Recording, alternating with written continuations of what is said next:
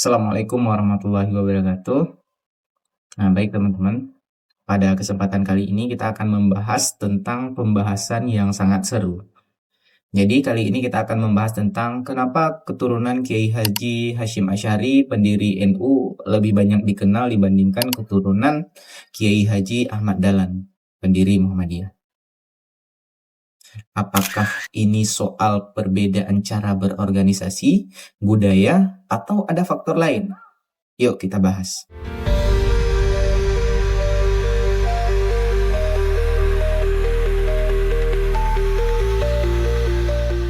Sebelum kita bahas keturunannya, kita perlu tahu dulu nih perbedaan antara NU dan Muhammadiyah.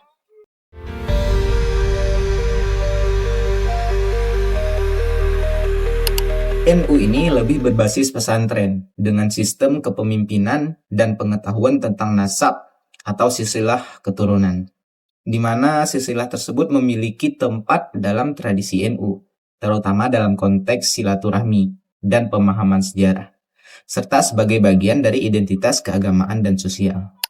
Sedangkan Muhammadiyah lebih bersifat modern dengan sistem kepemimpinan yang kolektif, di mana tidak ada keistimewaan khusus bagi garis keturunan pendirinya. Fokusnya lebih pada kaderisasi dan pendidikan. Nah, ini jadi salah satu alasan kenapa keturunan Kiai Haji Hashim Asy'ari lebih sering muncul di panggung nasional dibanding keturunan Kiai Haji Ahmad Dahlan.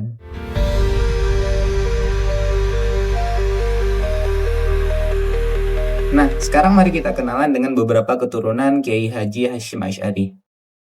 Yang pertama, Kiai Haji Wahid Hasyim, Menteri Agama Republik Indonesia yang pertama. Dan juga beliau tokoh perumus Pancasila. Yang kedua ada Kiai Haji Abdurrahman Wahid, atau yang biasa dikenal dengan Gus Dur.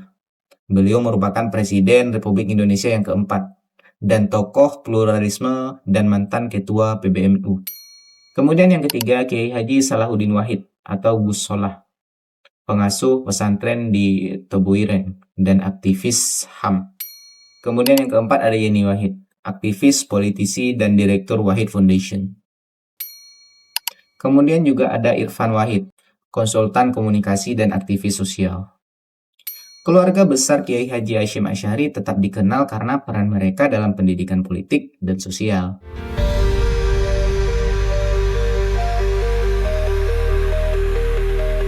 Lalu bagaimana dengan keturunan Kiai Haji Ahmad Dahlan? Nah, beberapa yang pernah tercatat di sejarah antara lain, yang pertama ada Siti Bushra, putri Kiai Haji Ahmad Dahlan yang berperan penting dalam Aisyah. Kemudian ada Winai Dahlan, cucu Kiai Haji Ahmad Dahlan yang mengembangkan teknologi halal di Thailand. Namun, nama-nama ini memang kurang dikenal luas dibandingkan keturunan Kiai Haji Hashim Asy'ari. Salah satu alasannya adalah sistem kepemimpinan Muhammadiyah yang tidak berbasis nasab, melainkan meritokrasi atau sistem kaderisasi.